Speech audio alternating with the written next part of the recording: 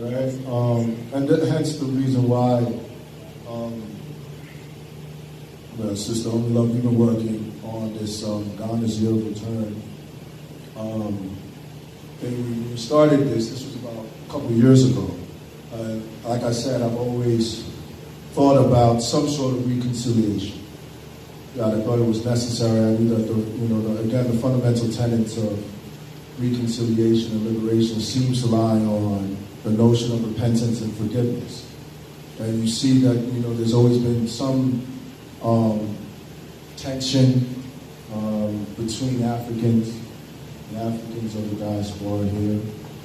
And like I was telling Sister Only Love, so Ron, that, the Hebrews, that, y'all got a lot of responsibility, especially in this time.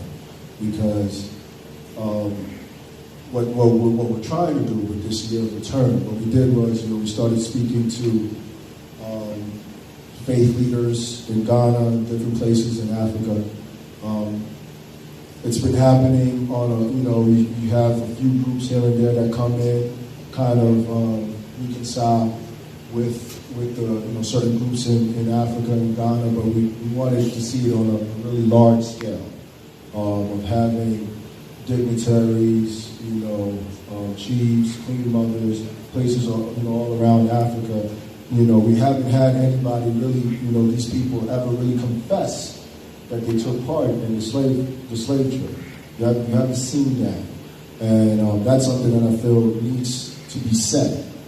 Because when you confess this, I personally believe this is Africa's original sin, that we took part in this. And in order for, that's why a lot of things are happening to Africa. We have all the resources, and somehow, we're really, as I think, what did Donald Trump call the continent, a shithole continent?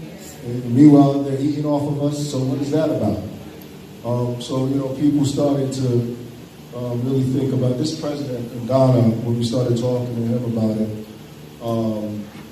we really focused. The 400 years came out of nowhere for us. We were initially thinking about 2020, and this was about 2016 when we started working on this.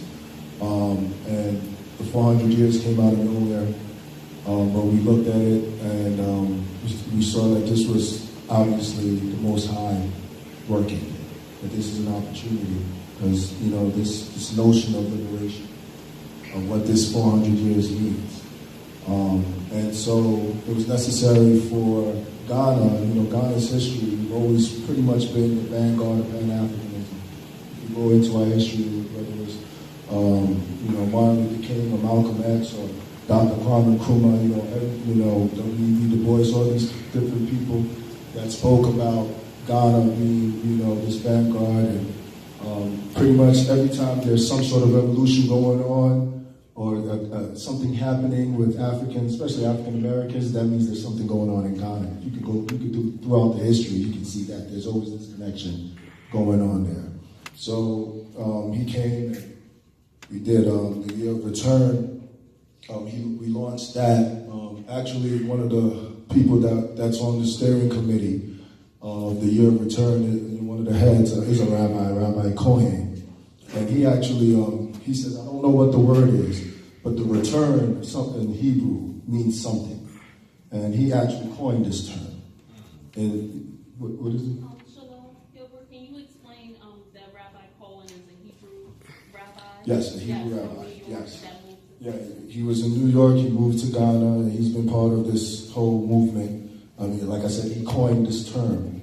Again, of course, because he deals with a lot of things, he's not out there, but I have a lot of conversations with him. And he coined this term, the Year of Return, and he said that this was a Hebrew term, this notion of return, right? And so we formed this steering committee. If you go to,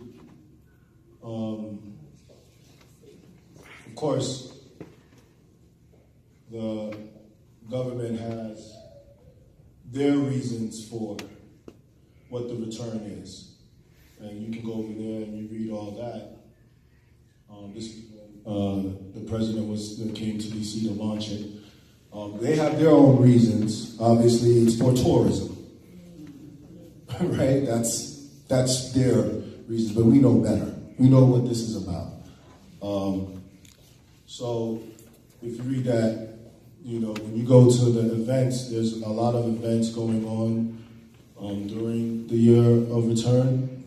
And if you stroll down, you'll see all these events going on. It's a lot of music. You just saw a lot of celebrities, actors, Hollywood actors and stuff go to Ghana, celebrating, doing their thing. There's from January to March, there's a lot of musicians that are coming through. And it's all, if you go to yearofreturn.com, you will see all of this. I bring this up because there's so many different organizations that are coming, that are trying to take advantage of the 400 years. And you see, so you can go through all of that.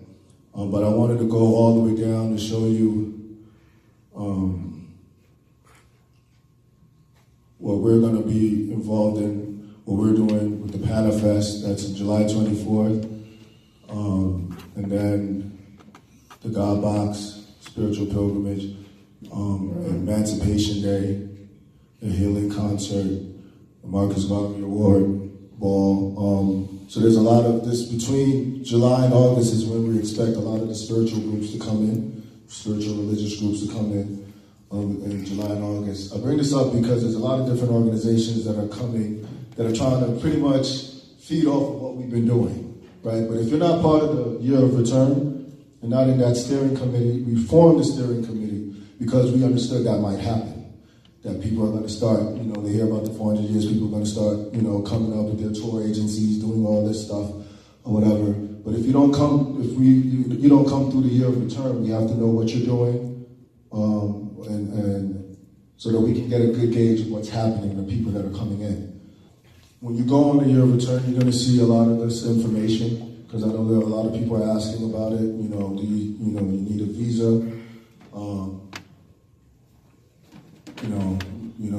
When the events are, whether you want to move to Ghana or not, you can learn more if you tap into that. Ghanaian citizenship, dual citizenship. I know a lot of people are walking around saying that, they're going to get you dual citizenship. If you don't come through the Year of Return on any of those events, what we're doing is we're making sure that people get their visas on the ground.